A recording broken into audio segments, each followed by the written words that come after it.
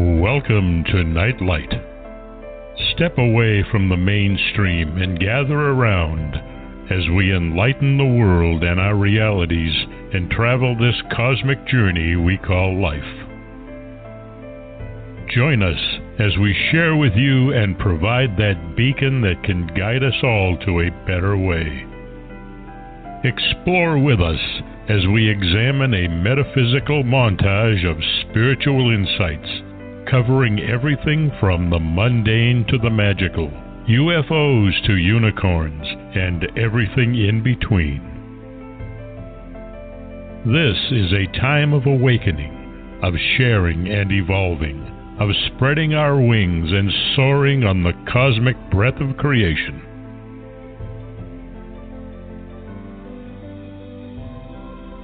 Come and join with other light-minded spirits as we weave our lights together to seek understanding, enlightenment, and, with a little luck, some wisdom.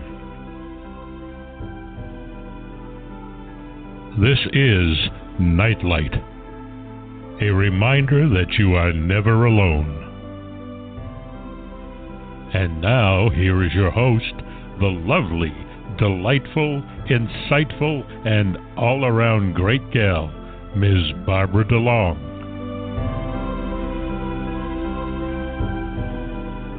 I think when I retire and get really, really old, I'm going to have this to play over and over again. Ken Quiet Hawk has the most lovely voice, and he likes to add to the material that he's given to read. Tonight's a special day. I have as a guest Maria Wheatley, and she is a second-generation dowser who's a leading authority on the geodetic system of Earth energies. She was taught how to decode and divine the land by her late father, Dennis Wheatley, who was considered to be one of the UK's top Master Dowsers. She is an accomplished author of books on sacred sites and dowsing.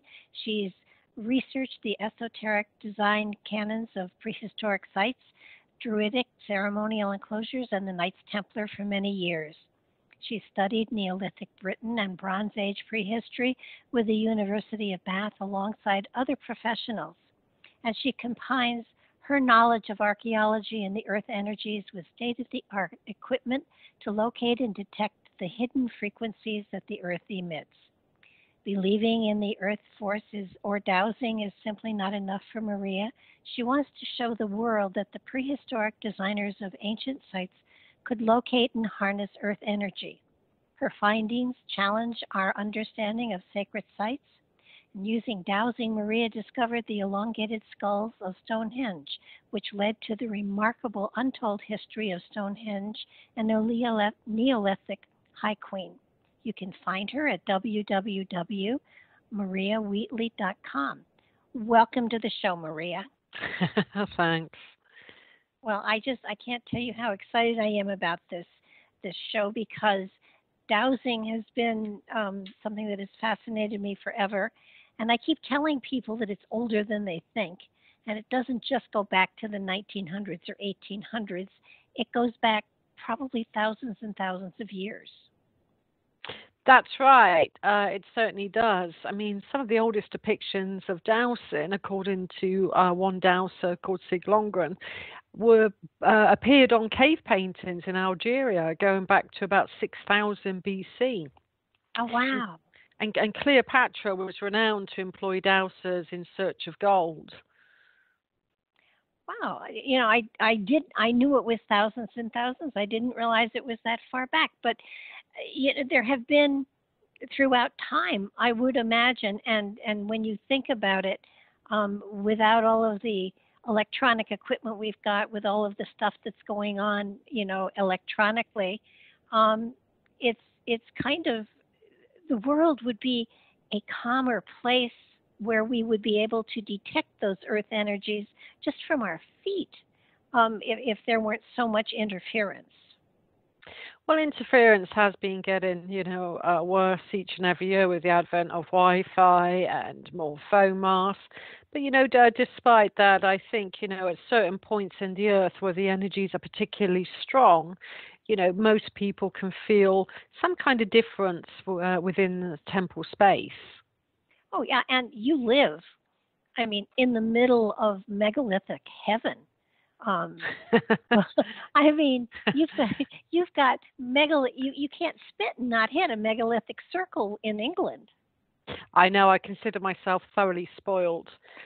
Yes, I live quite close to the world's largest stone circle called Avebury-Henge, and just down the road, actually, from where I am now, is a huge Neolithic mound called Merlin's Mount in the grounds of a private college, which is a Neolithic monument going back to about 5,000 years ago.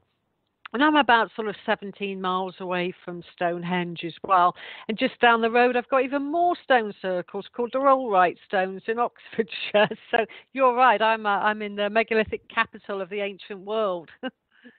How could you not? Of course, your father, being a master dowser, certainly, I'm sure, helped you to be able to trek through a lot of amazing places and detect the feelings that you were getting. I think one thing that a lot of people don't understand, while dowsing for water is primarily what we are familiar with, you can douse for just about anything. That's right. Water divining or water witching, as it's called in the USA, is the most kind of accepted interpretation of dowsing. But you can use dowsing for absolutely anything, from medical diagnosis, for example, to dowsing for more profound things like earth energies and ley lines, and you can apply it to literally any aspect of your life, from finding lost keys, and don't we do that all of the time, to a variety of different expressions. It is a wonderful spiritual tool that can be used to decode your home, even to make it a safer space from particular grid lines or earth energies that emit geopathic stress. That's toxic energy. So it really does have practical application for our health and well-being. Absolutely, and I know for sure that it detects wells. I had a group of people I was introducing to dowsing rods, and I had them going around the house, and I said, find water, and they kept finding water between my living room and my dining room. And I said, well, that's interesting. I don't know that there's water there. But it's you've definitely, everyone, got it strongly there. And about 2 months later, I had to find my well. And I brought a well man in, and he couldn't find it outside. He said, we're going to have to dig up your yard. I said, I don't think so. And so I called a previous owner, and it turns out my well is in my house, directly under the archway that goes from my living room to my dining room. Yes, underground water quite close to us in what's referred to as groundwater, which is from rainfall, is very, very easy to detect. It gives off a kind of surface pattern, normally of 3 lines, or we'll just simply make a hazel rod or a willow rod twitch, or make a kind of metal L rods cross. So yeah, groundwater is really easy to detect. And it's particular times of the moon, like a supermoon especially, or a micro moon, that causes the groundwater to drop a little bit, like a sponge soaking it up. And today, the really advanced water boards and water borers that use technology register any tiny drop in pressure in the groundwater through sophisticated technology these days. Well, now, what's fascinating is you've divided water into 2 different types, which I have an artesian well. It goes way, way, way, way down. So can you explain what the 2 different kinds of water are? Yes, there are 2 different types of water. The first type is quite common. I've just described it, groundwater or artesian wells, for example, that are quite deep, caused normally through rainfall that gathers and fills up the underground streams and aquifers, for example. And some of that rainfall could have fallen, in the Jurassic period, 30,000 years ago, and is collected in deep pools of water. And I consider that to be yang water, rainfall water that came from the sky. Now, it's long been said in esoteric water divining lore that there's another type of water, and this type of water is very special, very healing, and it's generated by the earth herself, independent of rainfall. So it's like chemically produced deep, deep within the earth. And certainly just recently, articles in the prestigious Nature magazine have come to the conclusion that this in fact is correct. The earth, certain rocks within the earth can generate water. But here's the thing, this is how a professional dowser could discern the two. Certain artesian wells in yang water give off the old-fashioned sign of water, which is the wavy lines like the sign of Aquarius, the water bearer, or the chevron that you see around the world. That always means water. And that's the type of pattern it emits on the ground that a divining rod can pick up on. Whereas very, very, very deep yin water, chemically produced deep in the earth, produces a spiral pattern, and that's called a geospiral pattern. And our ancient ancestors wanted to incorporate that spiral pattern into their ancient sites, be that a pyramid or a stone circle or an ancient mound. They tend to be sited above certain spiral patterns. I've done tests with an engineer called David Webb above these spiral patterns that we call a geospiral, and they do seem to emit harmonic hertz frequencies of about 7 to 10 hertz. And 7 hertz is especially harmonic because that's when your brain is in alpha mode and feels really relaxed. So these places that give off those hertz emissions can make us feel relaxed and good. So stone circles, well, they're good for your health. Yeah. they relax you. They're good places to be. And people sense this when they enter sacred space anyhow. Now, that your geospiral fascinates me. Now, with a dowsing rod, how do you get the graphic of the geospiral? Does it do a geospiral? Does it do does it dance in a different way? How does the geospiral, the graphic of the geospiral come into being? That's a really good question. And really, dowsing employs 3 main premises, okay? And the first premise is information dowsing. And information dowsing means you can program a rod to respond to your question. So I could say to my dowsing rod, in your backyard or in my backyard, is there a geospiral associated within 50 meters of this property? And my dowsing rod would say yes or no, okay? So I've employed information dowsing to ascertain if there is a geospiral or whatever I'm dowsing for within a certain vicinity, yeah? Okay. And the second premise of dowsing employs what's called directional dowsing. Directional dowsing is great fun, and this is covered in one of the books, The Essential Dowsing Guide, which is published in the States, actually, by Ozark Mountain Publishing, available from my website, theaveryexperience.co.uk. And directional dowsing is great fun because you then say to your rod, it's saying, yes, there's a geospiral in your vicinity. And you then say to one rod, held in whatever hand feels comfortable, show me the direction of the geospiral, and your rod will start to waver and point to a given direction, yeah? Mm-hmm. Then once your rod is pointing to the direction, basically you follow it, and that's called tracking, which is the third premise of dowsing.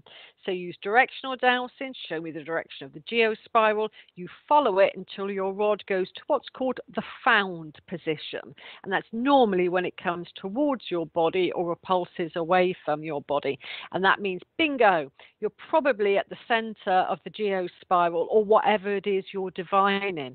So it's really kind of easy to employ information dowsing, directional dowsing, and tracking to discover an object.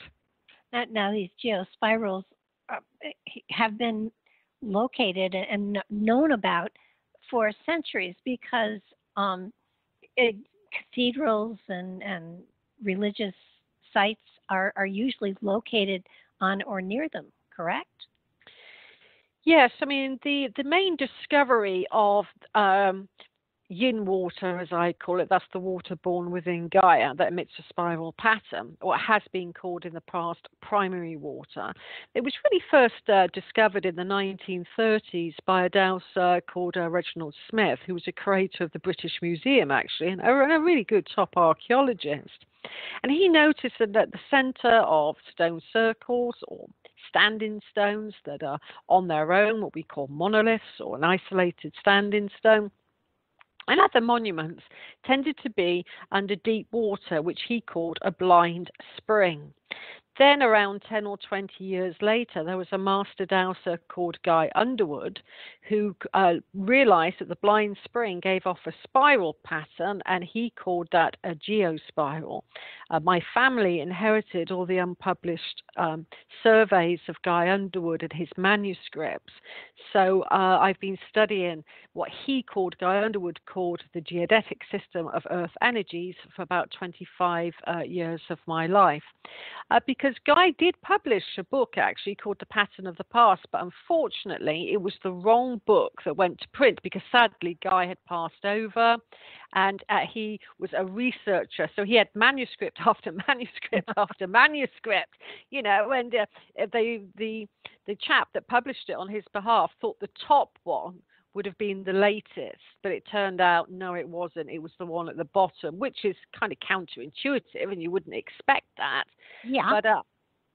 But I've really kind of researched Underwood's work and brought the kind of correct information out in one of my books called Divine in Ancient Sites. So I hope to resolve any of the problems from his original work.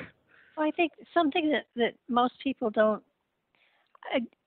It isn't that they don't understand it; they just don't think about it. That the Earth does emit energy, and there are places that it is stronger, and some that are weaker. And I think I know people that have been to Avery, and they speak of the energy in the stones there, that you can literally back up to a stone and feel it.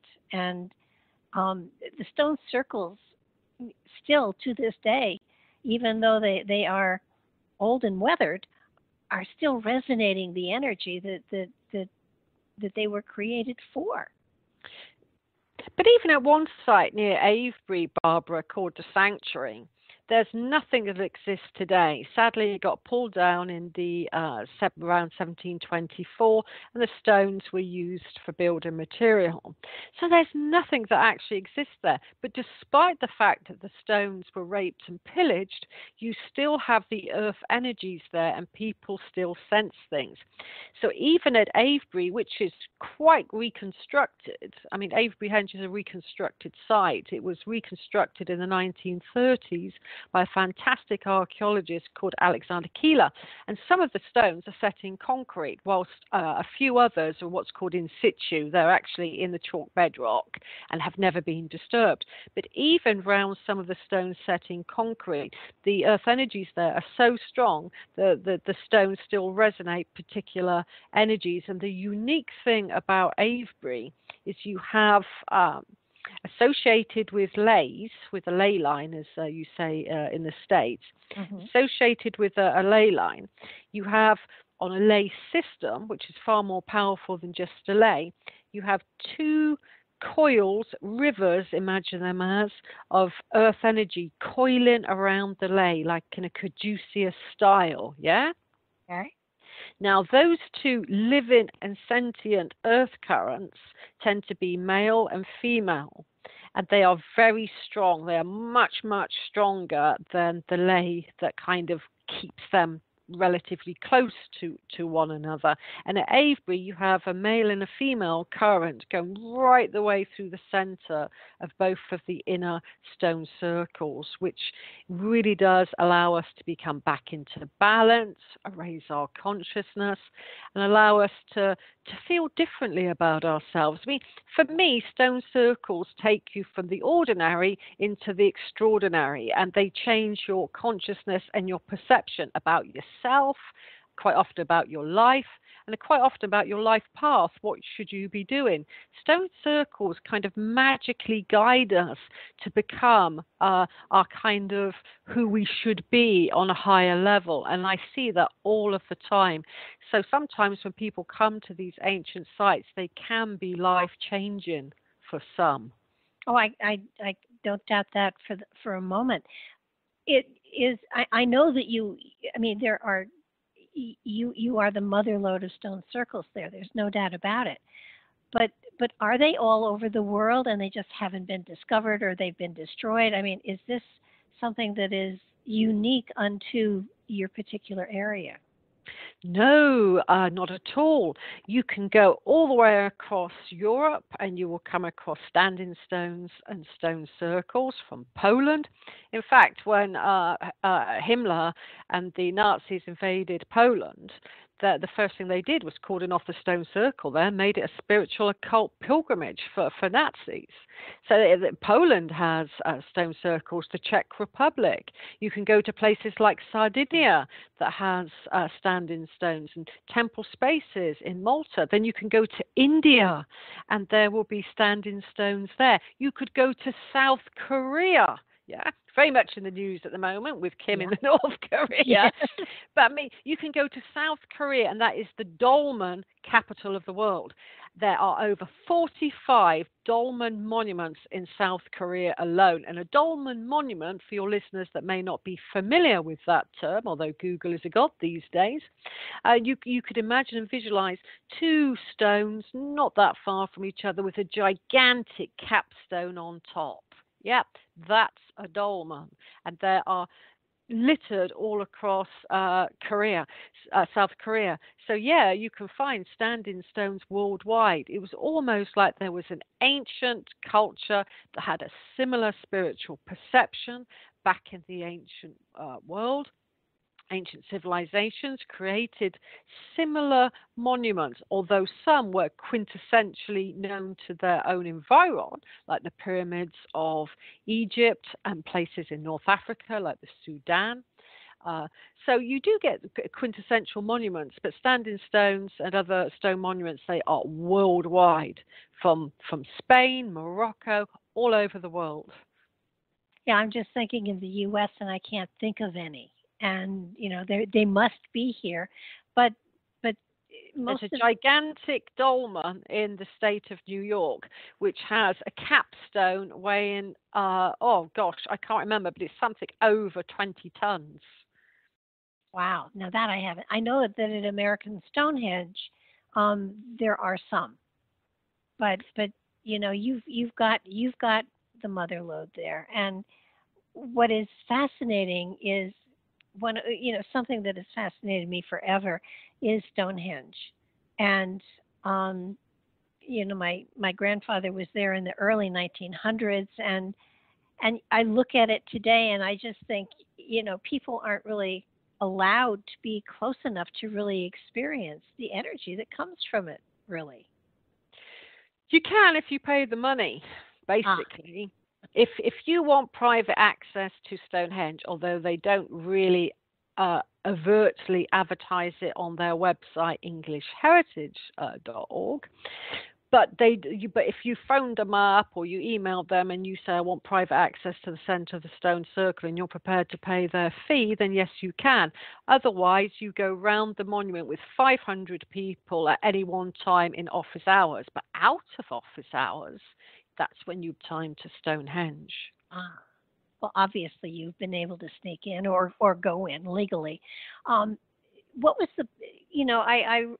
I listened to a lot of your videos, and you talked in one about how Stonehenge was actually built in 4 different stages. It wasn't an all-in-one thing. No, Stonehenge has many, many different phases, and we must remember that it was 1,500 years of human activity that made Stonehenge you see today. It wasn't made how we all are familiar with seeing Stonehenge overnight. So the first phase of Stonehenge was a very, very large ditch and bank, which we call a henge monument. You have lots of henge monuments in Ohio as well.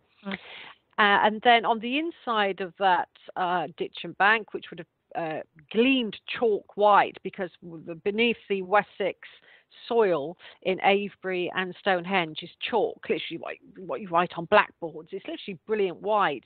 So it looked quite stunning, inside of which were 56 bluestones from Wales, which was quite some distance away, over 130 or so miles away. And that was the first phase of Stonehenge. And then that got dismantled. And then the Stonehenge that we're familiar with started to be built with the huge 30 sarsen stones with the perfect circled lintels on top. And then they put other features on the inside, which was a circle of bluestones. And then the huge 5 trilithons or trilithons that go around, and a bluestone feature inside of that. Then they decided to take down some of the bluestones and redevelop that over a period of time. So it's what's called a composite monument. It's built in various different phases over 1,500 years, as was Avebury Henge close by.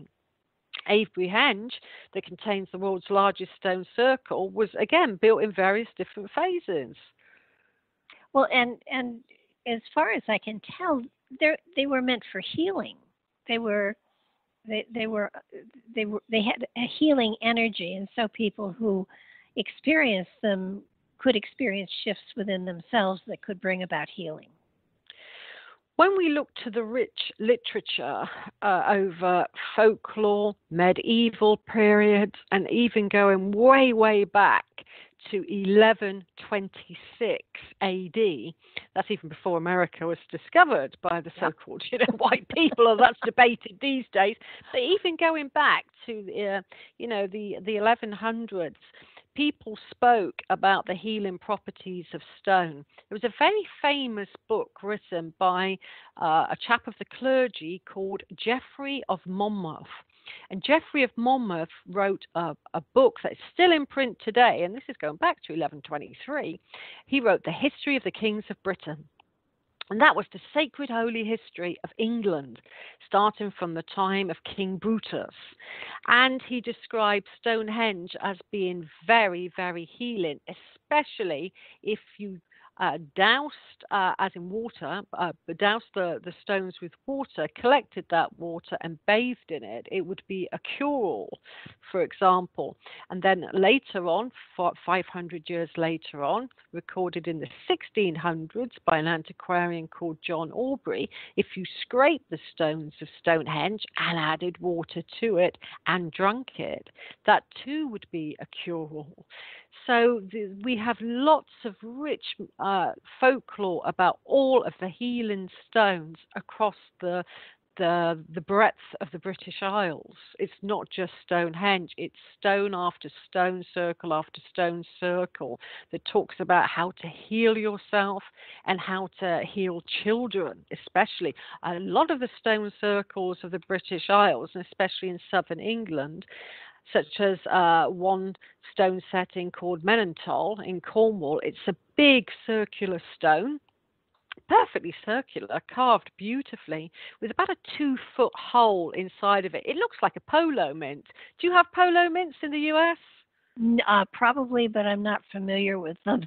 Oh, right. It's like a circle mint with a big hole in it. Anyway, you like a lifesaver. Yeah, it could be. Yes, like a lifesaver. That's right. If you imagine that stood up as a megalithic feature, that's Menantol. And if you crawled through it, you'd be cured of rheumatics. If children went through it, they crawled through it, they'd be cured of rickets and measles and various other diseases. So there is a rich history of healing stones. And one of the strangest accounts was in the Victorian times in 1833, when one witness went to a place in Ireland called Cloch Nave Deckland. And it's a very sacred stone that has an arch beneath it. So it's not like a lifesaver. It's got kind of like an arch at the bottom that you can see through and crawl through. And that was always said that on December the 22nd, which is often the winter solstice, falls on that day, and which was Christianized to St. Declan's Day, hence the name of the stone, people would go semi-naked and crawl and kind of like swim towards the stone on their bellies, go through the stone and be healed. And in 1833, 1,100 people joined together at that standing stone, and at least 80% of those people were healed. And the priesthood hated it. They thought it was a pagan practice, and even it was recorded in the local paper. They whipped some parishioners for doing that pagan rite. But it was so strong, the mythology of the British Isles: go there and you will be healed, or go to this particular place and you will become fertile if you have trouble conceiving children, for example. So I really do feel a lot of standing stones were for healing. Why? Is it the property of the stone? Is it the quartz? Is it the sandstone? Is it the granite? There's very, very many different types of stone used to create stone circles, but the one common feature that they all have is the type of earth energy that they're set upon. Yeah? And that's when you get a very, very deep pool of water above another deep pool of water. If we imagine layer and layer and layer and layer going down within the earth, and you have pockets of water, pockets of water, pockets of water, all of those different pockets of water start to generate spiral after spiral after spiral. And that creates a huge healing energy field. And then the stones were placed upon these like mazes, as they're often called, to create these healing environs. And there's a stone not far from me in the county of Gloucestershire. I live in the county of Wiltshire. That's called the Long Stone of Mitch in Hampton. And it's a stone with a hole in it. Any stone that has a hole in it is regarded as sacred in the British Isles. And it was always said, if you put your arm through it, it will heal your arm. If you put your leg through it, it would heal your knee or your thigh or your ankle, etc. And I had a bad knee, so I decided to go to the Mitch and Hampton Longstone, and I put my knee through it. It was quite awkward, actually, because now you're up at an angle. Yeah. And your legs dangling through this hole, and people looking at you as they're walking by as if you're half crazy. But within about 20 minutes, that my knee had definitely improved tenfold. So there is not only a rich history, if we kind of reenact these old stories told to us by our great-great-grandmothers and carried on in an oral tradition, they do allow us to see the healing aspect of the landscape. But with all of this rich history, and with the evidence that the geospirals, are power places, why isn't more done with building hospitals or nursing homes or things like that upon these centers of energy to help heal the people? Exactly. I mean, this is what a part of my path is. I have taught architects from one fantastic architect from Italy called Marina. I shan't mention her second name, but she is really developing her knowledge of earth energies for exactly future new builds to incorporate these positive life-enhancing energies. So there is a couple of breakthroughs, and I've taught other architects, but sadly they tend to be from abroad and not from England. So, but I think we are getting there. There's the perception out there that a dowser or somebody that talks about earth energy is a fringe lunatic. Sadly, a lot of people in the British Isles are labelled, you are a fringe lunatic.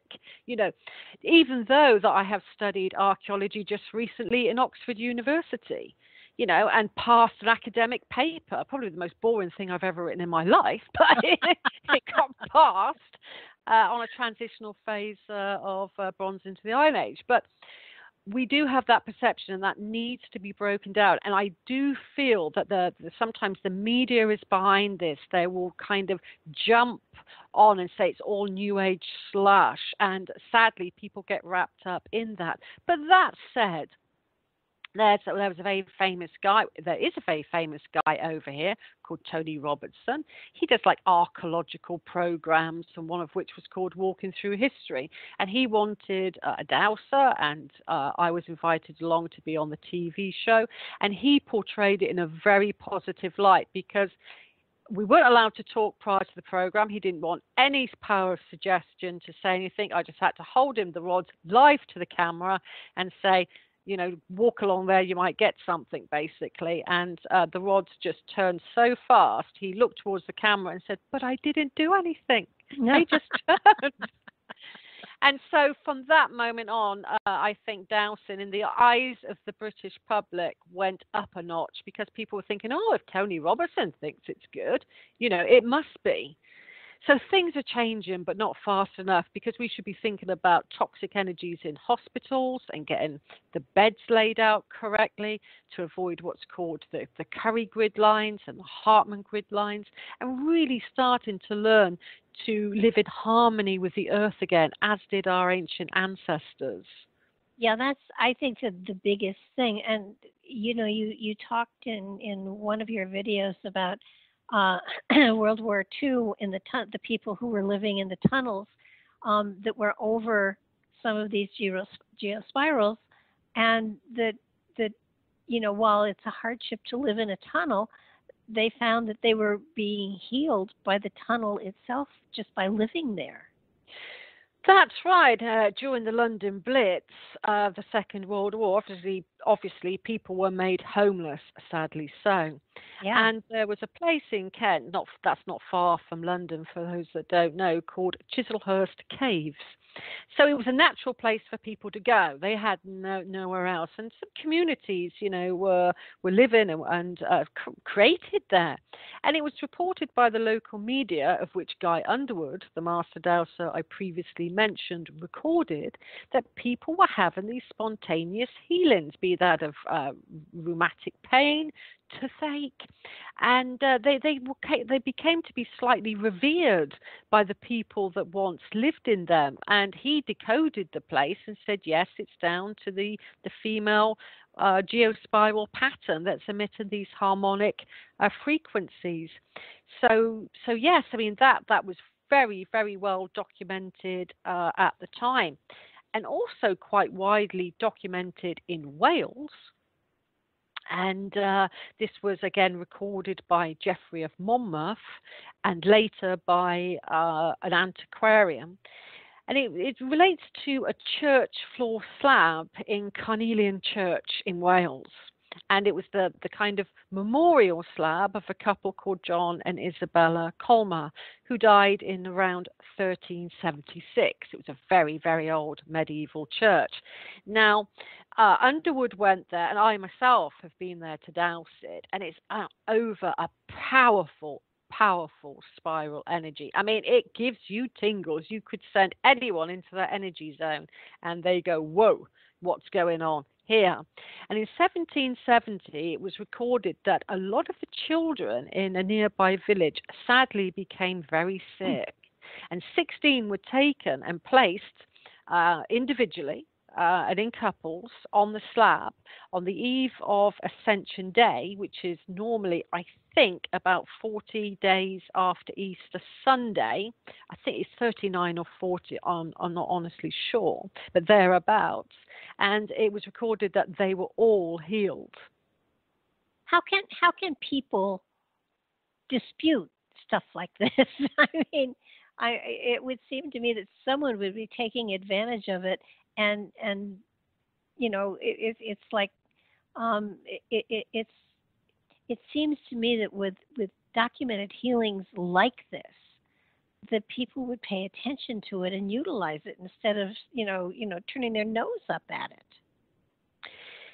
Yes, I think again, perceptions are changing, and there is a gradual remembering. Now that more younger people are getting into archaeology and the building construction industry, from the architects to those that design houses, they're the ones that seem to be, open-minded.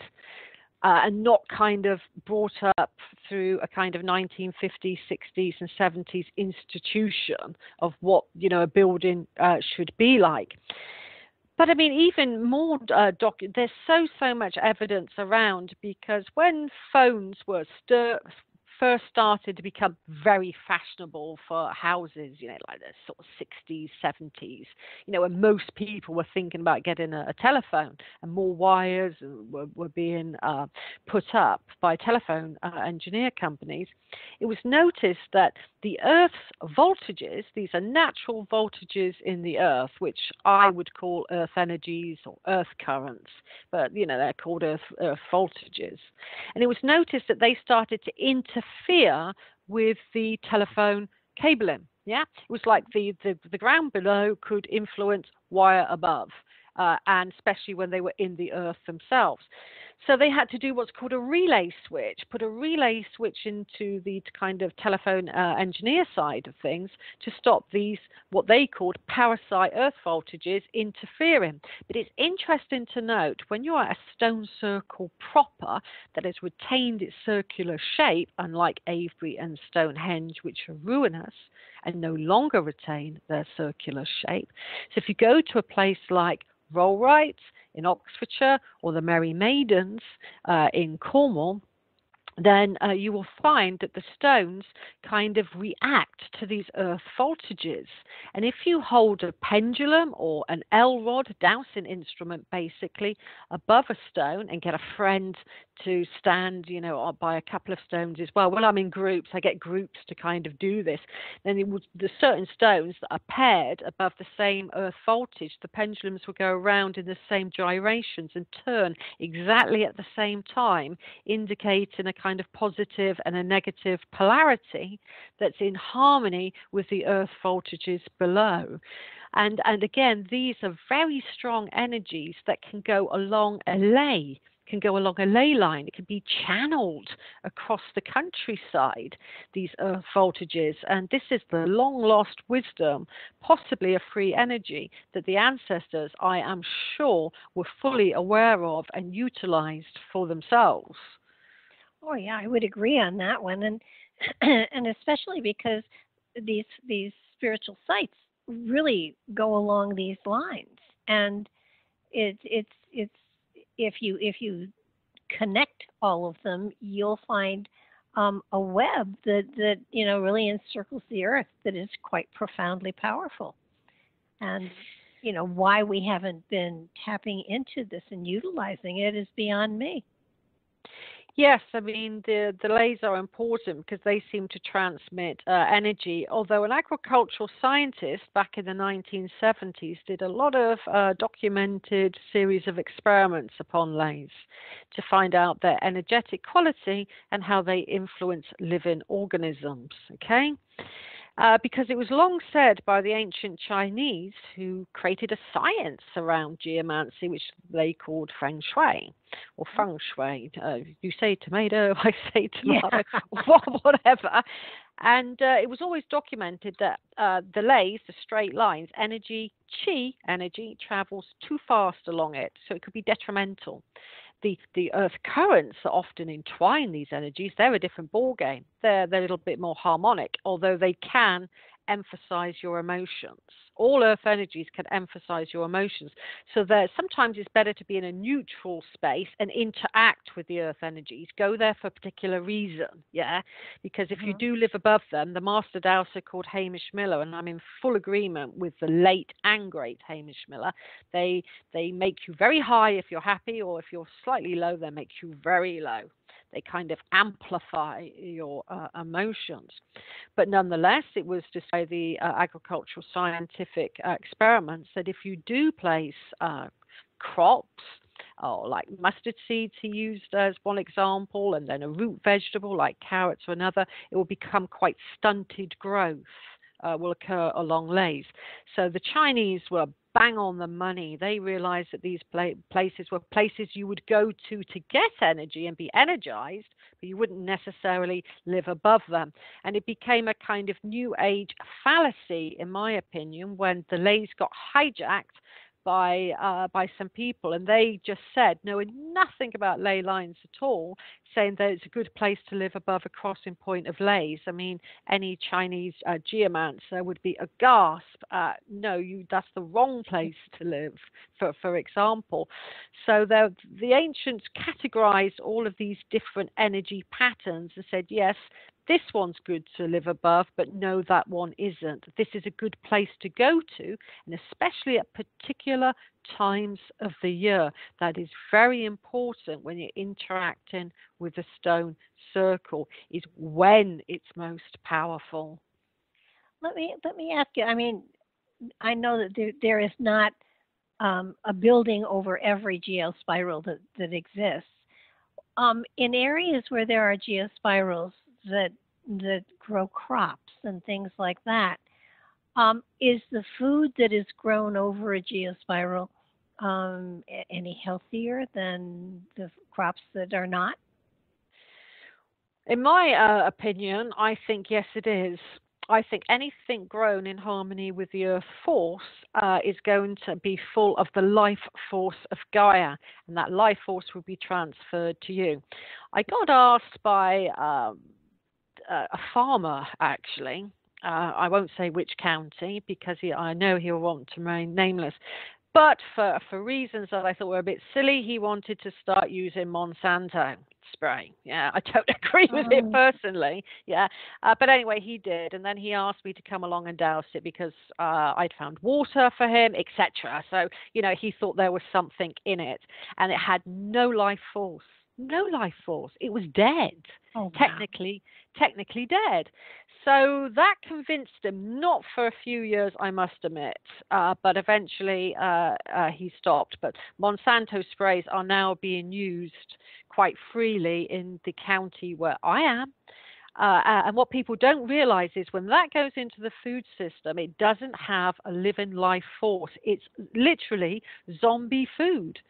So we have to take responsibility of what we eat, because if you use what's called a Bovis meter, and a Bovis meter was developed by some French diviners at the turn of the last century to measure the life force of anything. It could be the life force of a building, my chi energy, the food that I'm eating, a cancer frequency, a light force frequency. They created this easy-to-use Bovis meter, which all you need is a pendulum, and you can start registering the frequency of anything.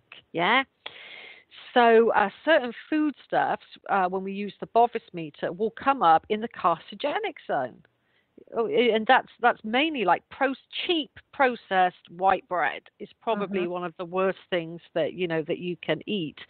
Whereas if you get living water that is healthy, or living foods that are organic, they are full of the light force of Gaia, and that's the difference. And Bovis meters are available to buy easily on the internet, and they're a really good spiritual tool to check the frequency of anything and everything. And I would recommend anyone half interested in dowsing to get one. And I do training on that sort of thing at esotericcollege.com, but you can find out your own information on Google these days. Want to spell it for me? The Bovis, it's Bovis, biometer is its technical name, and that's Biometer. the Bovis biometer. Okay. Because I have long been saying to people, if who say I eat healthy and I still don't feel well, and my response is, well, then you're not eating organic, because food, just because of what they process it with or spray it with, is losing its nutrients, so that you think you're eating healthy, but you're not. Exactly, it's you losing its nutrients, and you're very, very correct. And on a metaphysical level, that's the physical level, it is losing its life force. Everything has chi in it, and the more that depleted the chi gets, the less that you will get out of the food. And that is such a true state that humanity is in at the moment. What we are eating and how we are growing our food has to change. And some of the ways I'm trying to change that is looking at some old farming techniques in harmony with the earth force, to try and see if we can get some good crops growing quite fast. Without the need of drenching in ghastly chemicals. Yeah, no, it is frightening, the amount of chemicals that go into the food that we think, looks so pretty in the grocery store, but actually it's like eating sawdust. Yes, and I think this is where, dowsers and people that are quite au fait with earth energies can look at a land and start to say, put one crop here and grow there. I mean, it's one area that I'm now investigating, which I feel is out of urgency. Now, when you look at the old way that people just used to plow, when people plowed in medieval times, you won't have this in your country. You won't even see this in your country. You used to call what's called the ridge and furrow technique. It's basically a bump and a dip and a bump and a dip, and it makes fields look wavy, like a sea. And what some of the ancients did, because some of these fields go back to the Bronze Age, and they have been kept going, over the centuries, over the millennia. They were in harmony with particular flows of underground water, particular flows of earth energy patterns, so that all of those bumps and ridges and furrows, as they were called, were actually marking out the energies in the land. And that's what the ancients were planting their foods upon. And if we can get back that technique, then, we could just plow a little bit differently to what we do today, which is just putting a gigantic stainless steel 7-inch plow into the ground and ripping through Gaia.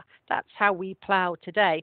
Change that tactic a little bit and plow in the right place in the right method, and you will have food so rich in the life force that humanity will be able to be far more conscious and not dumbed down, and far more healthy. Oh gosh, yeah. Because I live in farm country, and the organic stuff I can get is amazing, but the grocery store stuff is just awful. And so that you kind of you wait real hard for the farmers markets to start to open in the springtime, for sure. I wanted to go back to Avery, because you had you were able to even not create, but detect bands of energy that related to the chakras on the stones, which fascinated me. Yes, that was an experiment, thankfully so, done about 11 years ago now. And thankfully so, because the chap, Rodney Hale, who was an original member of the Dragon Project, which was a group of people from the 70s and 80s that were testing out particular instruments at stone circles. It was Rodney that was prepared to work with me. He told me not that long ago that because of the advent of Wi-Fi and electromagnetic energies, it would have made our job 10 times more difficult. Mm-hmm.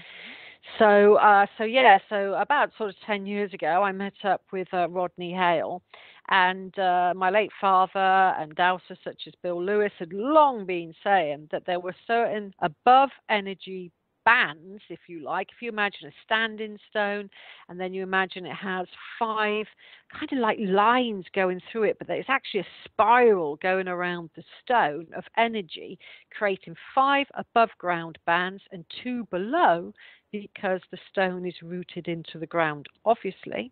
And that creates 7 bands of energy, which I have always likened to the chakras. And what Rodney did, I mean, he's a very clever chap. He got a free electromagnetic sensing detector, which was very sensitive. He asked me to dowse for the energy bands to begin with, and we gently marked them with a tiny bit of chalk that could be easily removed with a dot of water. And then he moved the instrument up the face of the stone, but he made it audible, and he made it so he could look at a spectrum analyzer and figure out what was going on at the same time. So he moved it up the face of the stone, and whenever it detected electromagnetic energy, it would do a zzz, like a beeping zzz noise. And exactly where the energy bands were exactly where the sound was being emitted, and it came up on the spectrogram as being exact match, 99.9% accurate that was occurring in the stones.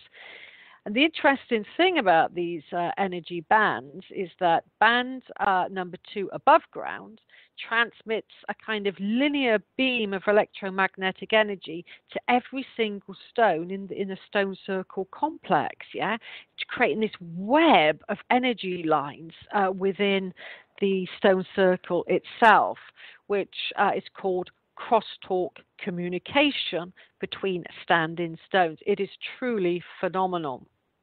And you can detect this, and Rodney certainly did. And I show people that I take out with dowsing rods and how to interact with that energy. Now, the 4th band above ground level transmits a signal to the next stone circle. So it creates like this layer of energy network across and throughout the British Isles and possibly beyond. And we detected that in an outlying stone 6 miles away from the Rollright Stone Circle in Oxfordshire, that stones from the stones of Rollright were communicating to the stone on what was called Spelsbury Down.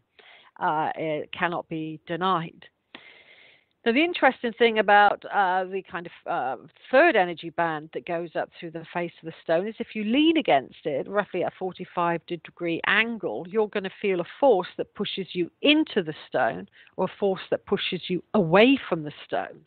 Yeah, and that can be quite dramatic because people feel that they can't let go of the stone. They're being pushed into the stone, but they're not actually moving. They feel that they're being pushed towards the stone. And I did a series of tests to do with weight at these energy bands because people would say they felt heavy afterwards, or some people would say they felt lighter. So we got some weight detecting equipment, and these experiments need to be repeated correctly to see if it's actually occurring. But nonetheless, the experiments that we did showed that if you leant against the stones with the weight detecting equipment, some people were putting on weight rapidly. But as soon as they moved away from the stone, their weight would go back to normal. I was a part of the experiment, and when I led against a stone, I've always felt lighter around standing stones, and I was starting to lose weight quite quickly, but take me away from the energy band and stand normal, and I'm back to my normal weight. So I suddenly thought, I wonder if the ancient ancestors knew how to manipulate that kind of band for its weight and could make the stone somewhat lighter and easier to transport. It's not beyond the realms of possibility. No, that's fascinating. The fact that they were broadcasting and literally aiming at other standing stones, it creates a network of communication that is phenomenal. Yes, and in a very large stone complex with what's called an outlying stone. That's like the heel stone to Stonehenge, or the king stone to the Rollright stones. It's when a stone circle stands away from the main stone circle, in effect. Then what happens is all of the stones from one particular energy band zap that stone there, making that stone a beacon stone, twice as energized. And then that kind of outline stone takes all of that energy and passes it to the next standing stone or stone circle, to the receiving stone. So that kind of is a transmitting stone, and we've done a lot of tests on that. But recently, David Webb, he's a retired engineer, that's helped me with particular experiments to do with air ionization over underground water, noted at the Rollright stones, and I'm bringing a book out, a guidebook about the Rollright stones pretty soon. It's a truly fascinating place, that these stones are starting to transmit man-made signals.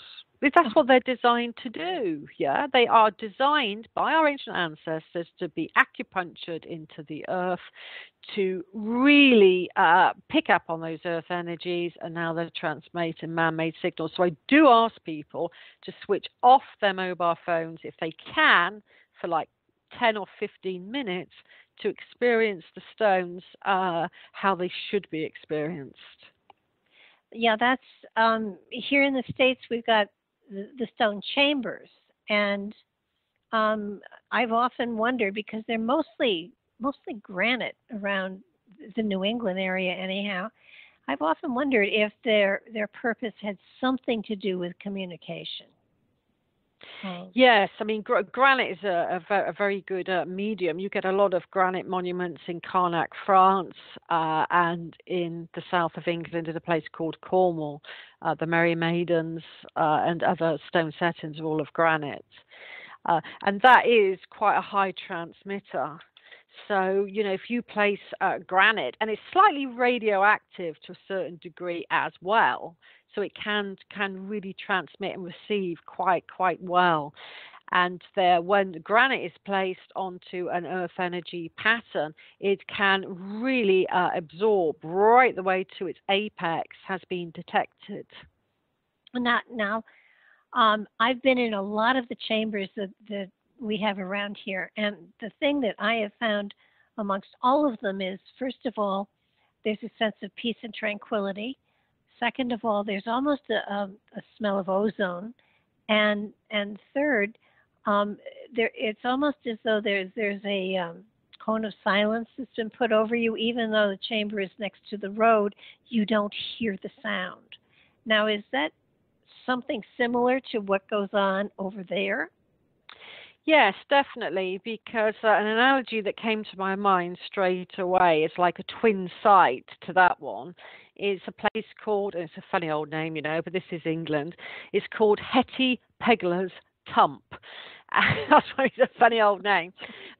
In a place called Gloucestershire, which is just off the road, like you're describing. It's said to be a long barrow burial chamber, but clearly these places were used primarily for something like initiation or conscious raising, and then bones were placed into it as a secondary use. Yeah. But at Hetty Pegler's Tump, if you go into one of the chambers, just like you've described beautifully, Barbara, you do have a sense of ease. And a lot of people, I notice, I people watch when I take people to these places, and their shoulders suddenly drop. You know, when you're holding on to tension in your shoulders and suddenly they droop slightly, that's one of the first things that I noticed. The shoulders drop a bit. People are letting go of the tension. And then they feel a sense of peace and wanting to stay and not wanting to leave. Yeah. It's another expression. And the road isn't that far away. And they're designed in such a way as it's an inner temple space that separates the sacred from the profane outer regions, including noise. It's very similar to what I felt when I was in a crop circle. So that there's that otherworldly feeling to it. It's just it's magical, and You kind of want to know where'd you come from, and it just, it doesn't answer you. Um, you do describe something which fascinates me, and I'm going to pronounce it wrong. A fogu? A fogu. Yeah, fogu. Yeah, fogus are truly fascinating monument and little spoken about, really, considering the amount of fogus that we have across the British Isles and into places like France as well. You see, after the Neolithic period, which was the time of the long barrows, about sort of 5,000 years ago. After that, you had what's called the Bronze Age, which was about 4,500 years ago. From about 2,500 BC to about 750 BC. Then you had what's called the Iron Age from 750 BC right up into the Roman invasion. And that's called the Iron Age. And that was the Iron Age of the Druids, were the kind of spiritual masters of the Iron Age. And the monuments changed. So the transition from the Bronze Age tradition of making stone circles and standing stones and round barrows, that all changed. And a culture developed that had the Druidic priesthood that built earthwork circles on the top of hills, literally crowning hilltops with a kind of circular earthwork enclosure. We called them hill forts, or now we're calling them ceremonial enclosures. So we have that as a Druidic monument, and also you have the fogu. And the fogu is a chamber space that is very, very deep into the ground, sometimes as much as 25, 30 or so or more feet below ground level, where you're going deep into the earth herself. And one of the most spectacular fogu monuments that I've interacted with was in a place called Orkney, at a site called Mine How. And Mine How is truly extraordinary because basically, there's an opening in the earth and you descend down a spiral staircase, of about 27 or so steps, which is a lunar number in itself. And then you have to take a kind of leap of faith, and then you just descend by jumping probably about a meter or two down, and then you land in what's called the innermost holiest of holies chamber. And that's where you do have totally sensory deprivation. I mean, today you have tiny little lights that kind of light up, if a plane is in distress, those little lights go down, don't they? Yeah. I mean, they have those like little fairy lights in them. Today, kids had their initiation and maybe created magic and changed their consciousness inside of these fogu monuments. They were in the pitch black. So they are so conscious changing, and you don't need an hour in them. You don't need an hour of therapy in a fogu. No. And it sounds like it's back to the womb. Exactly, it is, and it's truly a wonderful experience, which makes the kind of Neolithic long barrow chambers and the Bronze Age chambers, pale into comparison with the Iron Age Druidic fogu. It's one of the most spectacular monuments in the British Isles. They're hardly visited. So if you do find one in the British Isles, and there's quite a few in Cornwall, for example, Scotland and in Ireland, then you'll probably have them to yourself. Well, I saw that you had some pictures of them, and the stones are massive, but they're intricately cut. I mean, they aren't rough. They are definitely something that was very carefully put together. And the purpose of them, it doesn't look like they were used for burial. It looks like it was a ceremony of some sort. That's right, and quite a few only can contain one or two people.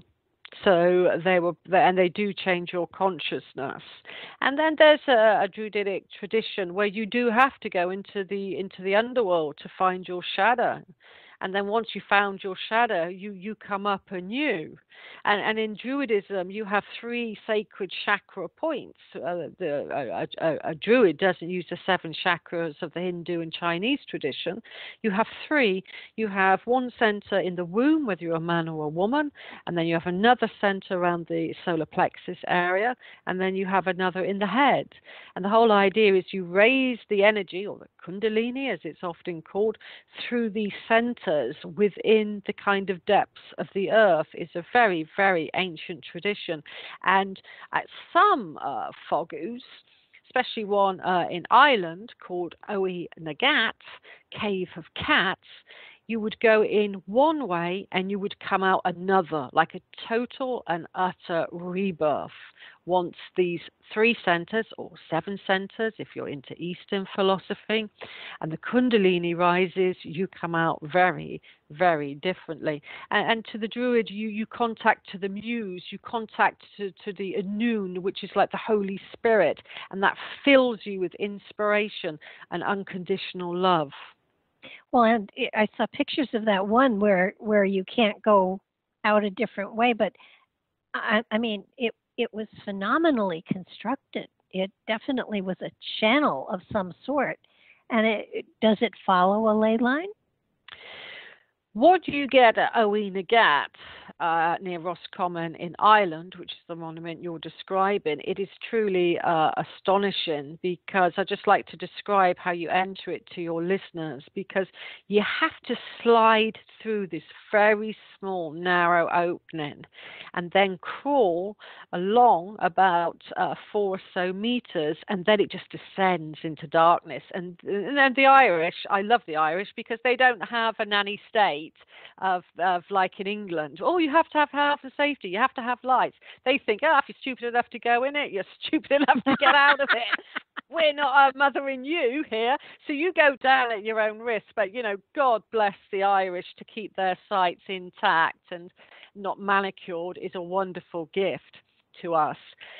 So you crawl down, and then you just go down and down and down and down into the darkness, and it can be quite scary. And then it opens up to this huge, like, cathedral space where you just look up and up and up and up, probably about 20, 30, 35 feet high. So you go from a confined space into an open space. And then after that experience, the sound toning in there is truly, you feel the resonance kick off your body, is extraordinary. And then you would have come out a different way. So you'd have gone in one way and come out another. And that's these monuments, were created by our ancestors, and they can still be accessed and used today. That's the magic. That's their legacy that they've left for us today. But no directions. No directions. No manual. Except for the Druidic tradition that does speak of these monuments. I mean, the Druid manuscripts that have come down to us, some of which are kept in Trinity College in Dublin, for instance, do talk about these 3 sacred centres. They do talk about the inner waters within you. They do talk about the inner waters within the earth, and they talk about changing your consciousness. That's the Druid manuscript to some degree to their Druidic sites. They say that you can change your inner self at these places. And it's always for the better, always for the community. Well, do you have any idea the origin of fogu? Of the word? Yeah. It's a Cornish word, kind of like describing a cave. And in Ireland you'll have different local words, for them. So that's not the really kind of ancient way our ancestors would have talked about them. Oh, okay. But it's how we describe them today in an old Cornish dialect. Which is different to how I speak in English, but it could have some roots in an antiquity.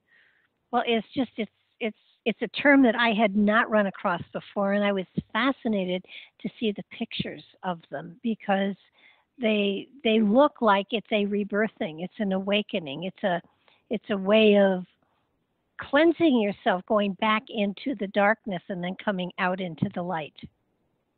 It is very much like that. I mean, it really is. I did go into Owen Agat with two guys. We were doing a megalithic documentary at the time, and one was, I wouldn't say cynical, but was, well, it's a good site. Let's get down there. Let's see it. And he said when he came out, he said, I'm different. I'm so different. And he kind of honored the site. And then I said to him, you've honored that site, things will change for you. Because I think, once you kind of recognize the change within, you recognize the change outside of us as well. And the difference between how Druids would have used these ancient sites is they were collective. They would do things as a group, as a community. Today, apart from small groups of tourists or spiritual pilgrims that come to these sites, you tend to have people doing things by themselves a lot now, and that's not how the Druids recorded things. It was always for the betterment of the people, the community, and the wider countryside, the fertility of the land, the fertility of the people. Well, not only that, but from the look of it, toning or chanting in a space like that would have been amazing. Yes, I mean that certainly is an aspect of these temple spaces where you do feel the reverb. I mean, especially so in Owen Agat and Mine How. And I was with Kerry Cassidy just 2 weeks ago in the King's Chamber, sound toning. Actually, we had private access to it, and that was a wonderful experience, because I'm not going to call it the coffin word, the S word, in the initiation chamber. Yes. I won't buy into that. In the initiation chamber, I just had to go in when everybody started sound toning. Yeah. And the resonance going through me, I thought, I better get up now, because it was just too much, And I went to stand up, and I couldn't stand. I had to kind of fall back down again and think, okay, I'll kind of sit on my knees for a while and hope I can get up. And I did, and had to literally stagger over to the far wall of the King's Chamber. Were you able to go down the passageway to where the water used to be too? We didn't go down to that part. That was not we couldn't access that part. Sometimes you can access these things in Egypt, and sometimes you can't. So no, I didn't there. But I did at another site, which is at the back of a beautiful temple space called Abydos. Mm-hmm. And in Abydos, it's quite famous if you know where to look. It's on the ceiling of all places. So you've got to get a torch and point to it. That's where you have that famous depiction of the helicopter, the plane, and the UFO. Yes. That's Abydos. And Abydos is actually in terms of the Old Kingdom and the New Kingdom of Egypt, quite a relatively new temple, quite influenced to a certain degree by the Greeks. And some of their temples are in Egypt, like the Acropolis in Greece. But anyway, behind Abydos, you have a temple called the Osiris. And normally you can't get access to the Osiris, but our Egyptian guide, he was absolutely brilliant. He got us private access into this sacred space, and how the stones were absolutely perfect, huge blocks of granite that must have weighed tons, really tightly constructed with that old adage, you can't put a credit card in between them. Yeah. that old saying, which is perfectly true, kind of looking like a very contemporary Stonehenge, the two and the trilithon on top, with waterways all around it, filled up with sadly rank water, because this site, even though it's older than Abydos, it could even be older than the pyramids itself, some suspect. It's in a state of disrepair. When we did go into the temple space, it was dirt, there was the stench of bat poo, it was overwhelming. ammonia. I can't describe it to you. And we all had to overcome that to go in. And the outside looks beautiful, but the inside, I was thinking, why? This is a beautiful temple. It's older. You're not allowed to go in it. It's not being lovingly cared for. The water channels are just full of rank water. It's a sorry state. Wow, well, it obviously isn't a huge tourist pull, so they're not going to probably put the money into it. It could be one of the biggest tourist attractions, which would far outweigh Abydos. It's got the flower of life carved on it, beautifully so. They're just some temples out of bound in Egypt. That's curious. It would be fun to research that and find out why. Before we run out of time, I did want to talk to you about the long skulls of Stonehenge that you discovered. Yes. Yes, that was quite a truly remarkable find that changed the perception of the ancient Britons. I used dowsing. It's called the 2-point fix, actually, and normally it's used by prospectors to find something, be that water or be that an artifact, whatever. And I thought, I wonder if I changed it around and asked the landscape, what do you want me to find? Not what I want to find. Well, what do you want me to find? And if I do, I'll tell your story. And I kind of put that out as my intent. And I kept getting the 2-point fix over this seemingly not too spectacular long barrow on a map. So I decided with a friend to go out there and investigate. And I found it was the largest long mound ever constructed in Northwest Europe. It's massive. It's colossal. It's like this snake in the landscape. And normally, and it's a Neolithic monument dated to about 5,000 years ago, and normally in that era, long barrows were constructed for communal burials. Basically, lots of people went into the long barrow, sometimes as much as 40, and sometimes in places like Wales, over 100 people all shared the same resting place. It's a communal burial place. So I thought, wow, here we are, not far from Stonehenge, in this massive, colossal long barrow. It must have housed hundreds of Stonehenge people. No, it defied all of that, and it housed just one person. And I thought, that is so, so strange for that era. This must have been a special person. So I tracked the finds down after much ado to Cambridge University and got an appointment to view the skull. And as soon as I saw it, I realized it was a long-skulled person, not a round skulled person like the skulls that you and I have. And I noticed, just like Brian Forster's work on the Practice skulls of Peru, that they only had 2 sutures, not the 3 like what we have. Yeah. And because I'm quite a spiritual person as much as an archaeologist, I did pray, kind of rant to Great Spirit to get the curator out of the way for 5 minutes so I could be alone with this majestic woman's skull. And her pager went and she said, oh, you don't mind if I go for 5 minutes? And I kind of went, thank you for listening to my rant, Great Spirit. And then I put my hands around her throat chakra, her third eye, and her crown chakra. And the only time I have felt energy like that was around a very large crystal skull.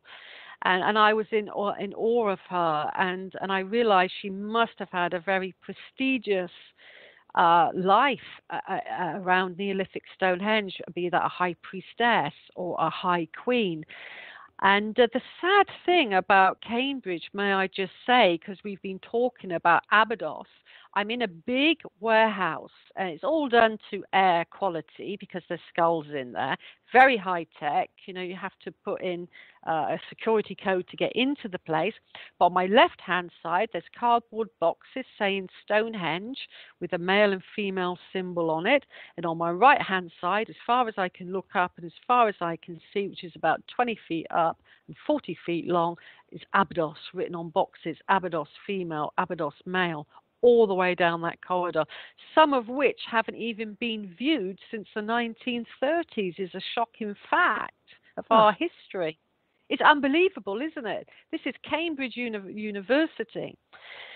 But nonetheless, returning to the Neolithic Queen, I then found out her history, that she'd been murdered to the back of her skull. And so I went on to investigate all of the other long barrows that were in a close vicinity to hers within a 4 or 5 mile radius, and found that all of the long barrows surrounding Stonehenge contained long-skulled people, all of whom had been murdered to the back of the skull in either a kind of murder or a ceremonial killing.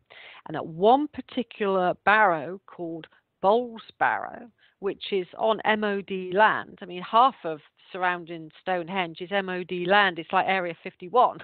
You can't get on it. It is military owned. Everything surrounding Stonehenge is a military establishment. It's truly amazing. And in this military no-go zone, because they test live ammo there, uranium-enriched ammo, you really don't want to be in that zone. No. There was one barrow, the Bowles Barrow, full of over 25 long-skulled males, all who have been terribly slaughtered. They had defense wounds on their arms. One was beheaded, and the rest were killed with a blow to the back of the skull.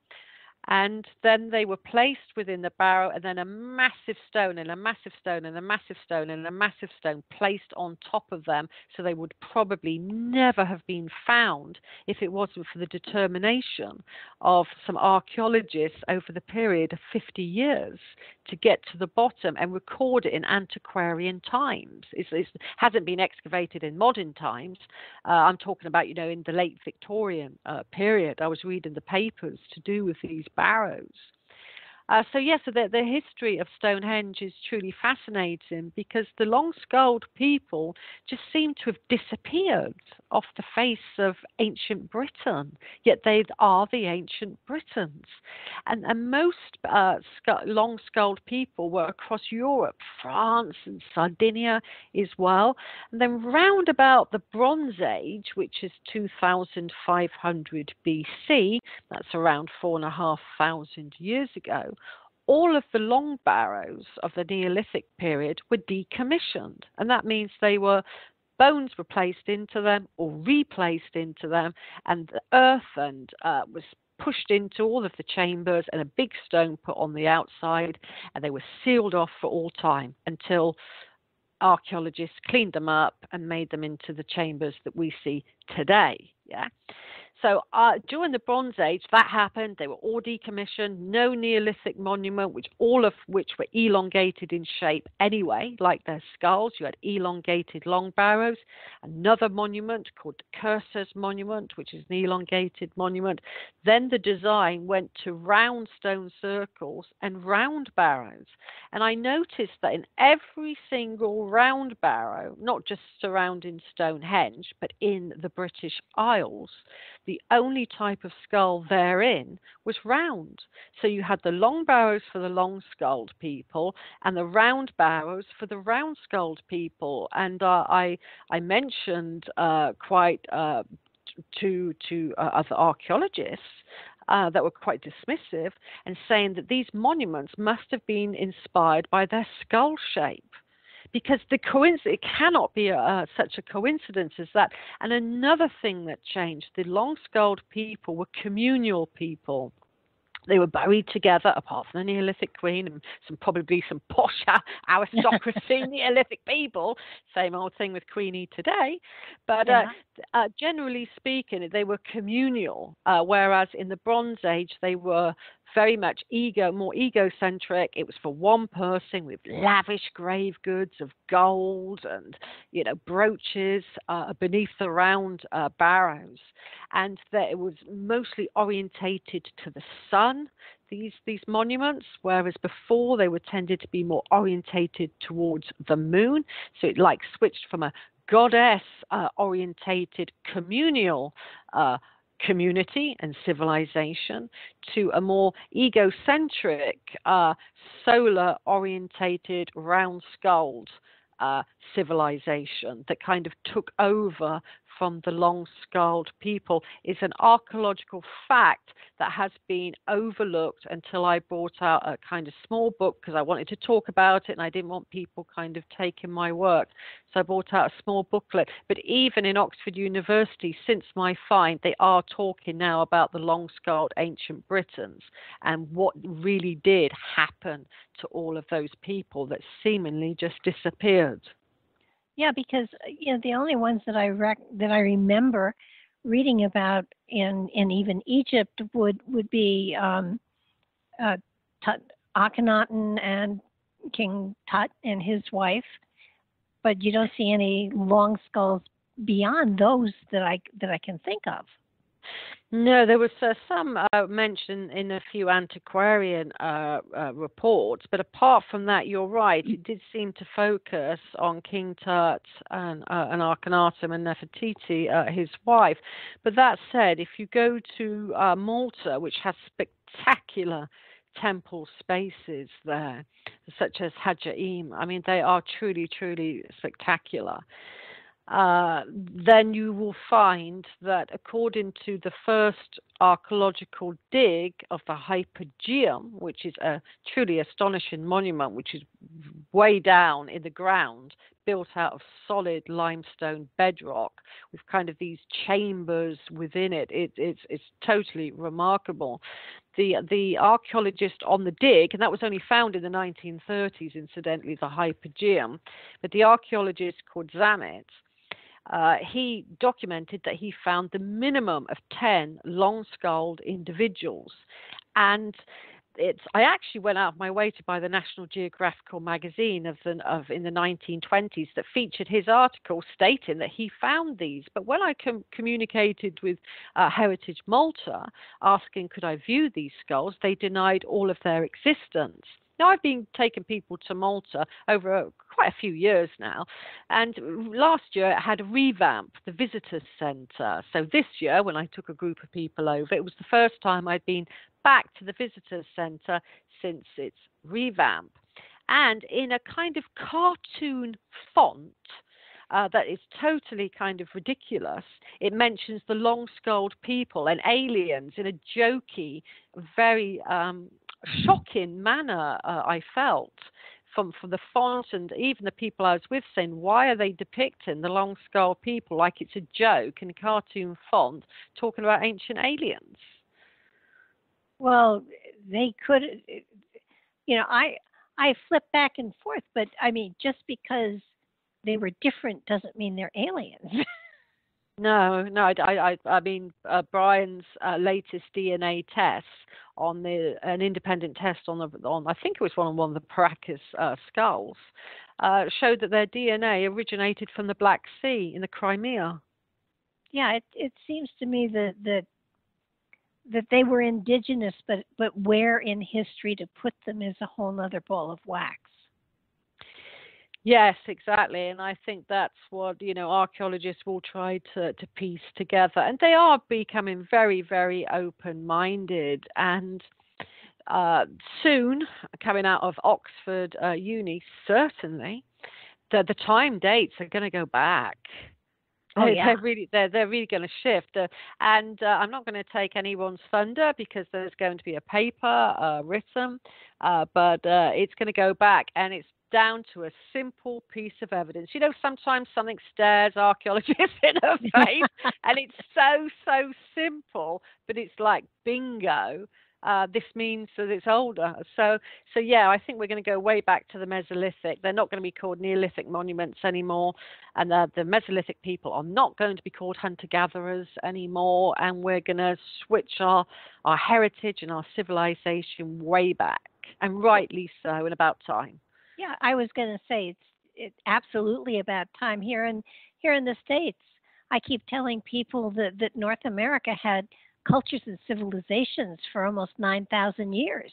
And, history books are teaching about these little tribes of Indians that were overwhelmed by the Pilgrims, and that's just not the case.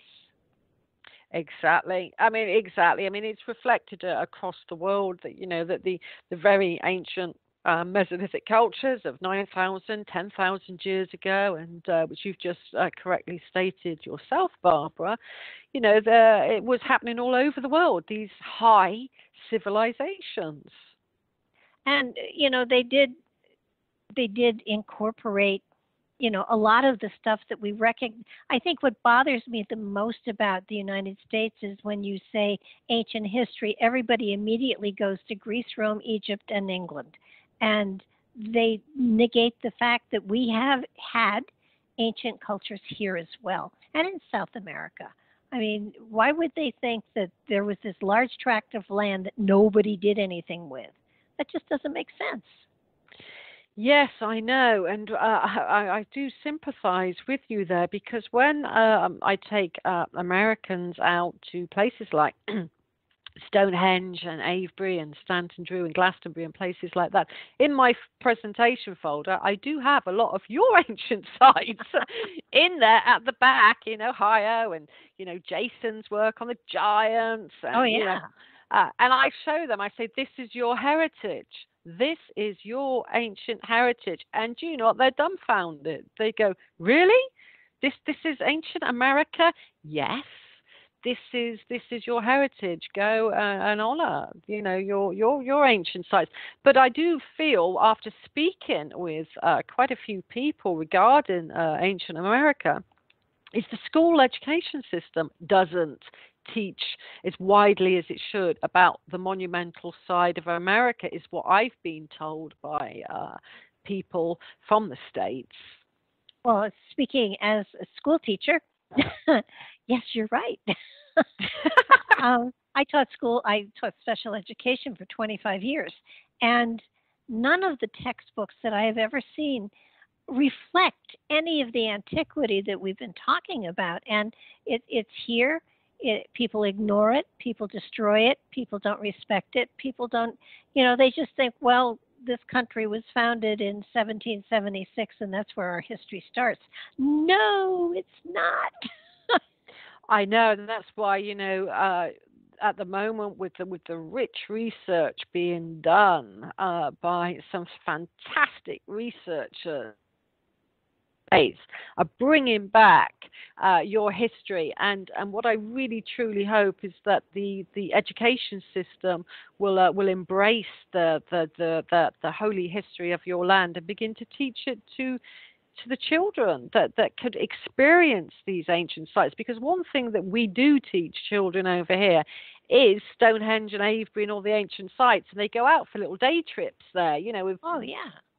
But even one of the Canadian tribes, the Micmacs, I'm saying it wrong, I'm sure, but their flag, their native flag is the Templar flag, just in reverse. I mean, wow, it's too much. I mean, that's 1300s. If in Canada they had the Templars there, and I mean, they find Roman coins in the Mississippi Basin. Come on, there's got to be a reason there. I mean, it's something I stand on the soapbox on a lot of occasions. People see me coming and they ask, does she have her soapbox with her? It's an outrage to think that we're on land that has an antiquity to it that goes back thousands of years, and we're not honoring it.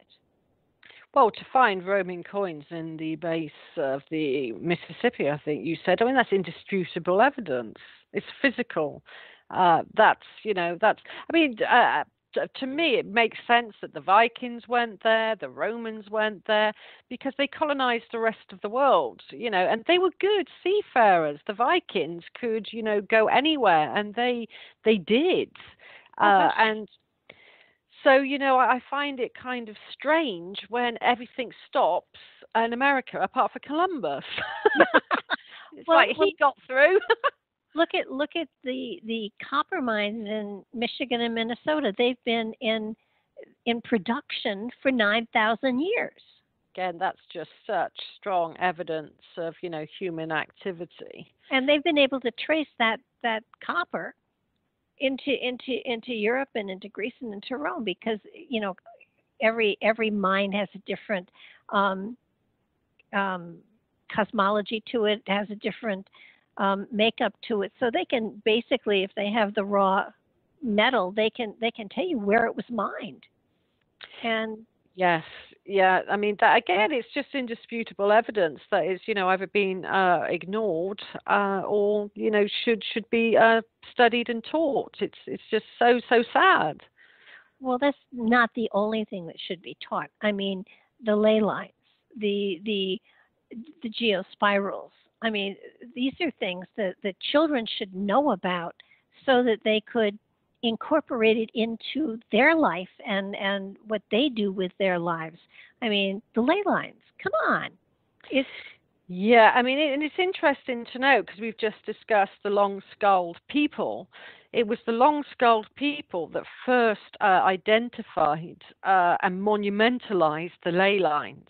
Why? Because if you look to the oldest monuments on the leys in the UK, then they are Neolithic, which means that they were long-skulled. And then later on in the Bronze Age, when the round-skulled Europeans, or the so-called beaker culture, but that's being disputed at the moment, came across from Europe, they added to that ley system. And then even later than that, the Christians placed the churches on previous pagan sites and added to the ley system. So the Knights Templar added to the ley system. They all aligned their monuments on it. But the first monuments that were laid out in a linear fashion were from the long-skulled people, which I suspect strongly, and obviously I've got no proof whatsoever, it's just a hunch, that because of their larger brain capacity in the long skull, maybe even their sensitivity to the Earth's voltages and currents and lines of force like leys and grid lines, they were sensitized to them enough to lay their monuments upon them. Could be. I just know that when you look along these ley lines and you see all of the ancient structures that are on them, there has to be a reason. And it couldn't just be, this feels right, let's build here. I mean, it had to be that there was some energy that drew people to those spaces. That's right, and with the leys, they do transmit.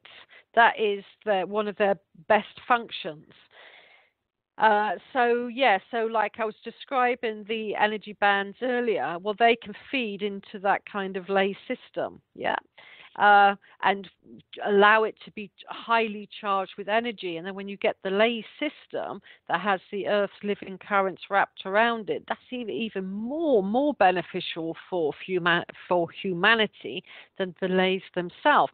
And if you look to France, and you look at some of their ley systems, they become even more extraordinary than the English ley systems.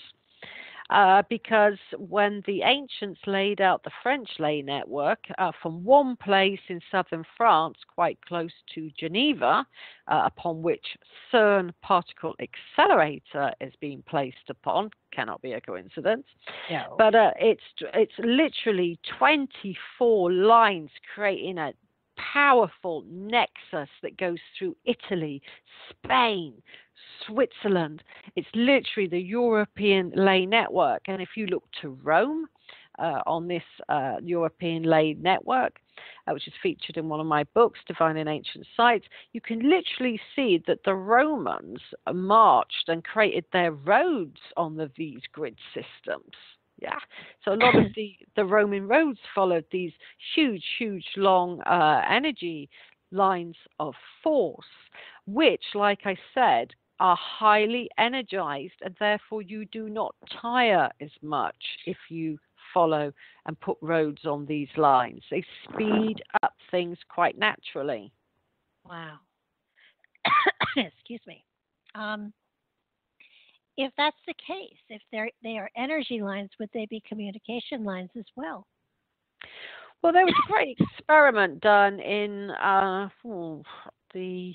80s, actually, by some students that studied with myself and some other dowsers and my late father, that decided to do an experiment to see if you could use lasers communication network. Now, it was long said that after the agricultural experiments on layers with the stunted growth because of the transmission speed of the electromagnetic force going through it, could other stones, like granite, like crystal, quartz crystal rather, inhibit the transmission? And could some stones enhance the transmission? And it was found, like granite can enhance it, it speeds it up even more. But certain types of quartz crystals could stop that flow for a while. Yeah. So if you placed a crystal to the quite a large crystal onto a lay flow, you can stop it, and you could start a kind of binary code of yes and no's, on and offs, by using the crystals to stop the lay network. So yeah, certain large stones can slow it down, and certain stones can speed up a lay system. Really, it depends on the shape of the monument as well, on the lay, and a lot of other factors. And this is what our ancient ancestors knew. It's not just the power in the line, it's the shape of the monument you put on the line, and the type of stone that you put on the line as well will either enhance or inhibit. It's a long lost technology. It truly is, that was first mastered by the Neolithic, who placed their long barrows on them, which always had large standing stones on the frontispiece that could transmit energy along the line. It sounds like it's a science that's been lost, and there has to be somebody that is working on recovering it. Well, exactly. There's a lot of people in the UK and Egypt. There's some very, very good dowsers in France, and all of us together, we're truly looking at ways to bring this information back for people like architects. But the shape of something that you put onto a lay is really important. I don't know about your places in New England and, Dennis Stone and the Stonehenge of America, but quite a lot of our chambers were corbelled, meaning like arched shaped. Yeah, all of ours are. Well, whenever you get that arched shape, okay, we call it corbelled design, and it creates that kind of semicircular arc shape. That can generate a force of energy, which is truly the strongest form of earth energy, called negative green. Yeah, and the dome shape does that, and the pyramid shape generates a negative green, which is related to the sun's rays. Anyway, the French diviners first recognized the force called negative green in the Valley of the Kings in Egypt. And they notice on certain of the on a cartouche this particular design, and they saw these objects because the French were top archaeologists back in the day of the 1920s and 30s, and literally went through Egypt, probably doing what they like, and take it back to France what they like, including obelisks and zodiacs, and apologies, ancient Egypt, for that. But nonetheless, they found these energy devices in the form of pendulums, and one today is still called the Isis pendulum and the Karnak pendulum. And they were two French diviners called Chaumery and de Belizal, and they noticed that the shape of the semicircle and the pyramid generated this high form of energy. And Chaumery was not just a dowser, he was a scientist that had a laboratory, and he filled an object a bit like the Isis pendulum and on cartouches, this particular design that is seen throughout ancient Egypt. He filled that object with negative green, and he was found in his laboratory 1 week later, completely mummified with no smell of fermentation. And that has gone down in dowsing history for the use of negative green earth energy. It could be free energy. And it was actually said by de Belizal, which worked with Traumery, that, you know, the negative green was probably the cause and the cure of cancer. And they thought it was such a strong force generated by Ra, the sun god, that was received by Gaia, the goddess, and between this, that feeds into the ley system, and the corbelled shape of the roofs provide that energy in its positive form.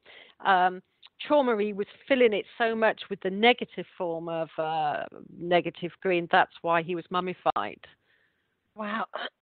Well, the chambers here are all corbelled, and they're done dry construction. There's no mortar or anything, and yet they are watertight and you know, amazingly sealed. And still, and yet we don't know how old they are. So it could be hundreds, thousands of years that they've been standing. And it does make one wonder.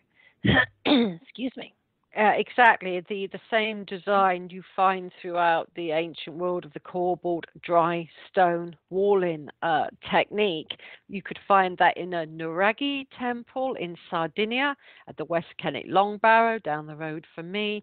And you've clearly, you know, investigated and have knowledge about these ancient sites in your own land, all of which reflect an archetypal design canon.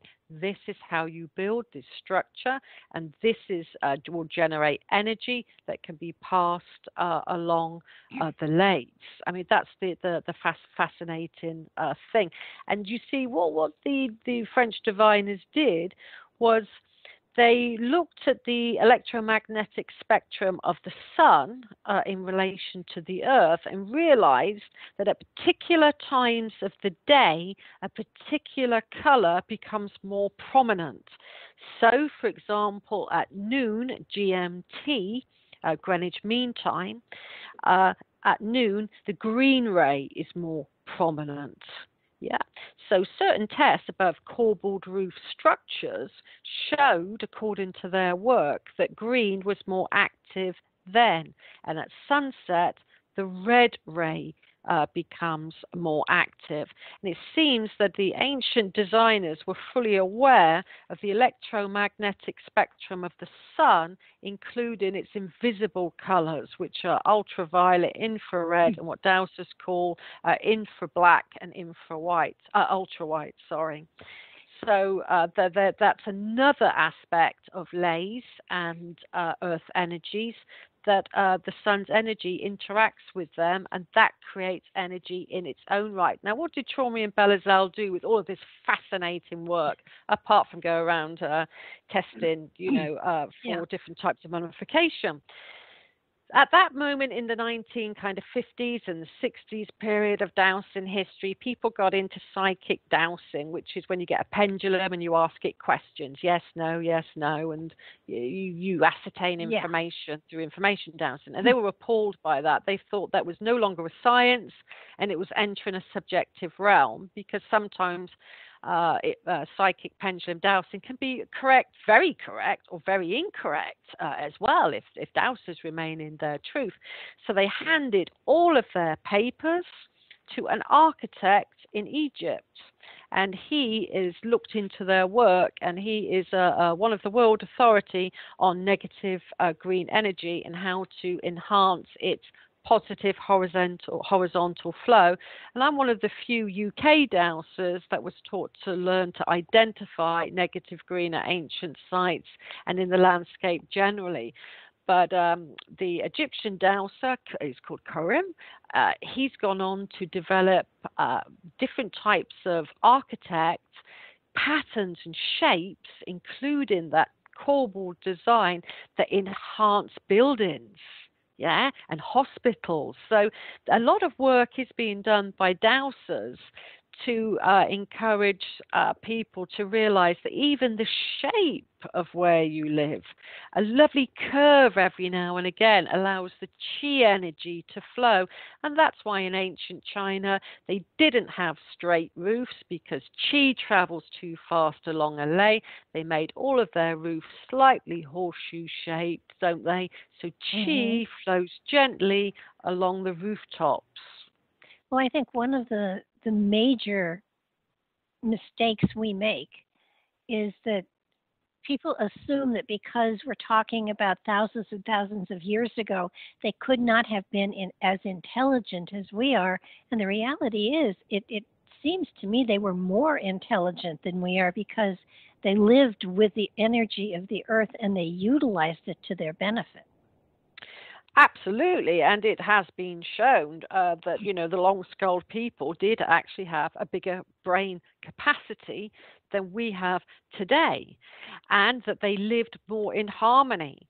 You do not, in ancient British terms of the Neolithic period, find, apart from when the long-skulled people were murdered collectively, any evidence for really bad violence. Of course, you're going to get the odd murder. You do in any society. But it wasn't really until the Bronze Age where you had what's called land division.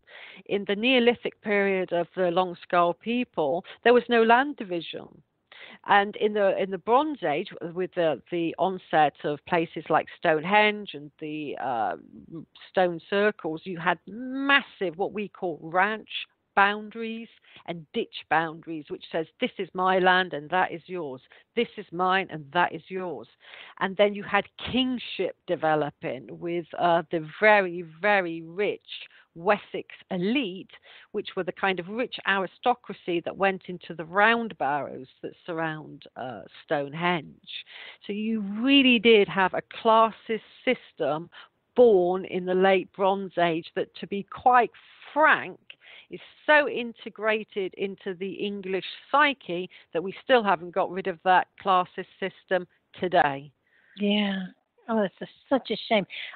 We're coming to the end of our time, and before we get there, I want to make sure that I put out the wrong the wrong website for you, and you're at esotericcollege.com and averyexperience.co.uk. That's right. It's esotericcollege.com for all of my courses on dowsing, past life regression, and druidic soul star astrology, and all of my tours where I go to Malta, Sardinia, and Egypt with international groups can be found at the Avebury Experience.co.uk. So yes, and I've got books and some interesting articles on the Avebury Experience, so do check that out. Yeah, and I will make sure that your books are on my website as well. I want to thank you so very much for, hanging in there with me and getting this going, because this has been fascinating, and I know that we're going to have a lot more questions for you. So hopefully I can get you back again sometime soon. It's been an absolute delight and pleasure to talk with you, Barbara. You're very knowledgeable yourself, and you clearly have a passion for the ancient American ancient sites. So, hey, we're sisters in that respect. Absolutely. And I want to thank everybody for listening. Hang on there just a few minutes, Maria. And I want to thank everybody for being here and listening. And make sure you check out her websites and her YouTubes, which are fascinating as well.